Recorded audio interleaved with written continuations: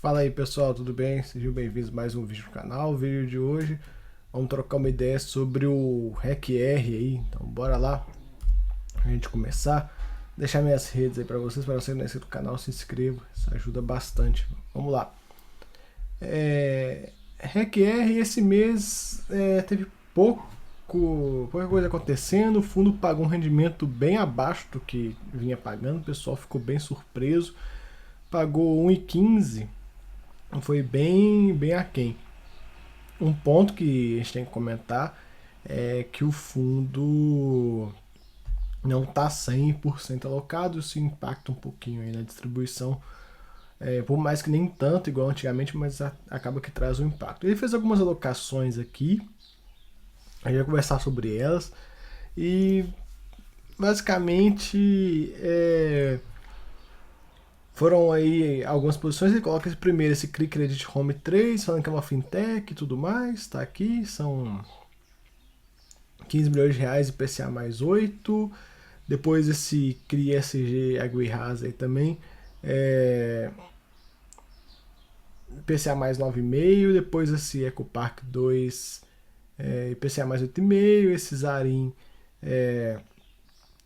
CDI mais 4,5. E o Hotel Rosewood, esse querido Hotel Rosewood, ele fica entrando e saindo da carteira e tal, a gente tá ligado. Um ponto que eu acho que é meio chato dessa questão é que ele não coloca, ele colocou o primeiro explicando o que é, mais ou menos, e os outros só deu uma nota e tal. Podia trazer uma explicação um pouquinho melhor sobre o que é o que. Ele comprou um pouco de SNCI também, né? Ele fez uma pequena arbitragem também com essa posição no SNCI, mas pegou aí 3 milhões. E comprou também esse CRI Valora Infra aqui, esse Valora CRI Infra aqui, que é um fundo da Valora que vai investir em CRIs de infraestrutura. 5 milhões de reais aí. A primeira emissão está basicamente ajudando a Valora, ancorando essa emissão dela.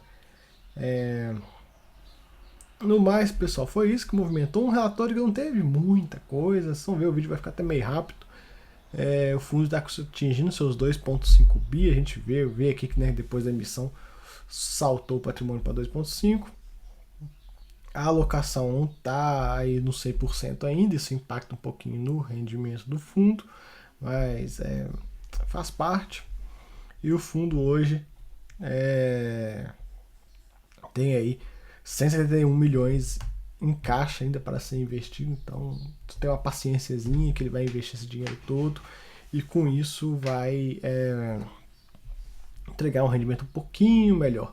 O ponto a se comentar, isso não só para o REC-R, mas para todos os fundos de papel, é que agora que esses níveis de inflação vindo um pouco mais baixo, o rendimento vai cair mesmo. Então se vier outra renda de 1,15, 1,20 e tal, pessoal, é o que é.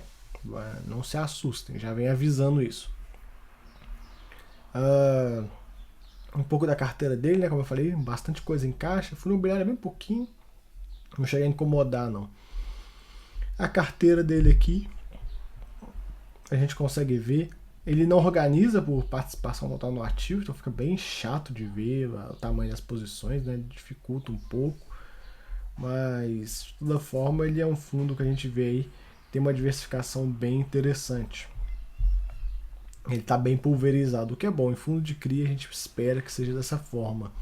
A gente vê aqui são 84 operações, fora os outros dois fundos imobiliários, mas são 84 operações. Isso é muito bom.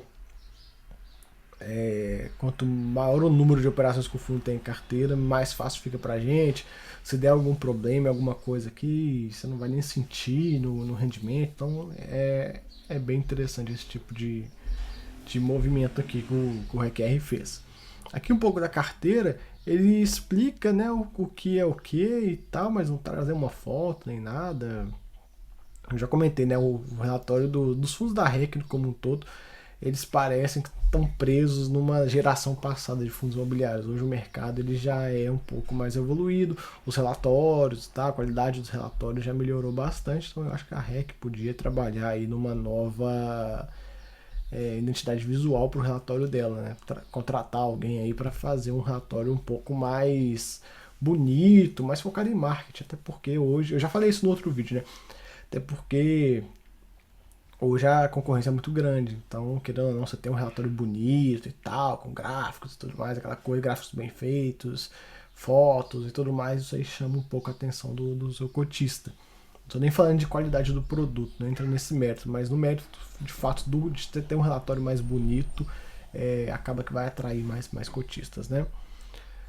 O fundo hoje tem um posicionamento bem grande, IPCA, passada a CDI vem crescendo, ele não colocou nenhum guidance do que ele vai fazer com essa parcela, com esse dinheiro que ele tem em caixa, se ele vai aumentar essa parcela, se não vai, o que ele vai fazer, enfim, a gente não consegue ter uma ideia de para onde vai essa parcela da CDI. Eu acredito que ela vai crescer mais um pouquinho, pode ser que chegue aí nos seus 20%, mas não tem nada escrito nisso no relatório. A questão do crédito pulverizado e do crédito corporativo são os dois riscos que o fundo trabalha. Pulverizado vocês entendam como vários contratos de financiamento e tal, de loteamentos, multipropriedades, etc. E você empacota esses contratos e faz aí um CRI com vários devedores. E o corporativo é uma empresa, é um CRI de uma empresa, uma dívida corporativa, né? Até coloca aqui. Aqui um pouco do setor, vou dar um zoom aqui para vocês. A gente vê aí que ele é bem diversificado. Isso é bom, isso é muito bom. É um ponto que a gente tem que olhar também. Securitizadora também é legal, eu gosto de mencionar isso. Esse fundo ele é bem diversificado em securitizadoras, isso é bem importante. Tem fundo aqui que trabalha com uma, duas, esse aqui tem várias, e esse é um ponto sim que deve ser analisado em fundo de CRI. As garantias, distribuição geográfica dos CRIs, as garantias, o foco é São Paulo, isso é normal, todo fundo de CRI opera dessa forma. E é um pouco da DRE dele, tem 11 centavinhos ainda para ser distribuído. E um ponto que me chamou atenção aqui, que para mim a conta não fechou muito bem, eu queria entender isso, é que aqui no acumulado de 12 meses a gente vê que ele tem um lucro líquido no competência e no caixa praticamente igual, e uma distribuição 5 milhões acima desse lucro, né, de ambos os lucros. Então eu fiquei meio ressabiado com isso, eu queria entender de onde que veio esses 5 milhões de diferença aqui. Se era algo que estava acumulado lá atrás e tal, não fica claro, né? Como eu já falei outras vezes, a DRE desse fundo é bem. Como posso falar? Ela é muito clara, né? Ela tem aqui as receitas e tudo mais, mas você não vê de onde vem o que e tudo mais. É meio. É meio. Falha, assim, né? Poderia ser um pouco melhor. Assim, receita rica, receita lucrativo, compromissado e despesa operacional. Ponto. Tá, mas o que tem de receita de CRI? O que é pré-pagamento? O que é juros? O que é coisa monetária? Então, tipo, isso que falta.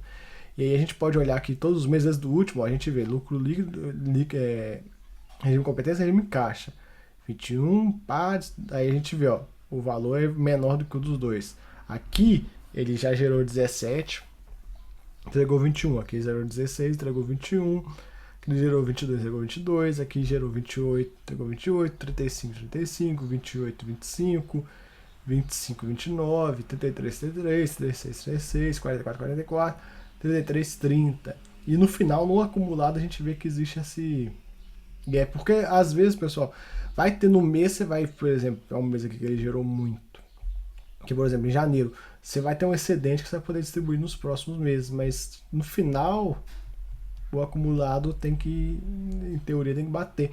Isso que eu falo, é muito ruim essa DRE pra você entender o que está acontecendo, porque tinha que ter uma linha, reserva de lucro, quanto que tem. Ah, não, nesse mês aqui, por exemplo, em janeiro tinha 5 milhões de reserva. Ah, em agosto a gente utilizou, dos 5 milhões a gente utilizou 4. Ah, em setembro utilizamos mais 5, entendeu? Então, como não tem, você fica meio difícil de se rastrear o que está acontecendo. E aqui ele coloca, ó, tem uma reserva de 11 centavos, mas se você pegar aqui, por exemplo, no regime competência, né, 343, ele distribuiu 348, para mim a conta não fecha, porque era para esse valor aqui ser bem maior para poder falar de fato ter uma reserva. Então, acho que vocês entenderam aí o que eu quis dizer. Cara, não, sinceramente, essa DRE para mim aqui ela é muito confusa e eu vejo alguns fundos que trazem DREs confusas. Não tem que ser confuso, isso aqui tem que ser extremamente claro, até porque nós cotistas não somos contadores, né? Que alguns de vocês eu tenho certeza que são e conseguem pegar isso aqui e explicar. mas não é todo mundo que tem uma conhecimento de contabilidade para conseguir entender e tal. Então eu acho que a DRE ela tem que ser extremamente simples e fácil de ser entendida, porque vão ter cotistas que não têm o mínimo de conhecimento de contabilidade e esse cara também tem que entender. Ele não pode depender aí de uma live com o gestor para entender o que está acontecendo, de um vídeo que eu ou outro influencer esteja gravando. Então tem que ser um negócio que vai ter engraçado, né? Trazendo um pouco, né? Um exemplo. Quem lembra aquela live que eu fiz com o Baroni, com os advogados do Betra, e a gente, nas nossas conversas internas, né, para fazer a live acontecer e tal, os advogados eles falam um ponto muito legal, que eles falam assim, a gente gosta de lidar com o nosso escritório, escrever os processos, etc., explicar as coisas que uma criança, de forma que uma criança de 5 anos consiga entender.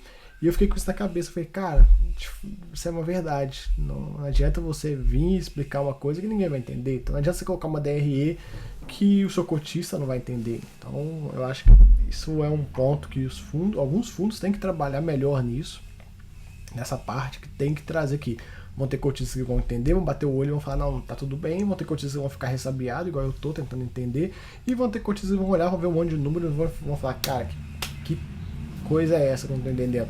Então tem que melhorar. Eu acho que os relatórios da REC como um todo tem que evoluir, viu, pessoal? Esses relatórios aqui eles remetem muito a uma indústria de fundo imobiliário que não é o que a gente está vendo hoje em dia. Basta vocês compararem aí com outros fundos mais novos que a gente tem. Tem fundo que vai muito para frente nessa questão de relatório, de inovar, tipo, por exemplo, a SNCI com essa questão do Power BI, que eu não gosto, já falei isso por vezes, tem muita gente que não gosta. Tem fundos que já vêm numa linha que eu acho bem interessante, por exemplo, a FHI, relatório extremamente claro, muito simples. Tem outros fundos também, mas eu estou trazendo só alguns exemplos. E tem outros fundos que a gente vê que estão aí ficando para trás nessa questão de qualidade de relatório. Mas no mais, pessoal, fica aí o vídeo do RECR, vão acompanhando a alocação e acompanhando para onde é que vai os resultados do fundo nos próximos meses, aí com essa tendência de inflação vindo mais baixa. Qualquer novidade, traga aí para vocês. E fica aí o vídeo. Espero que vocês tenham gostado. Até a próxima. Fui!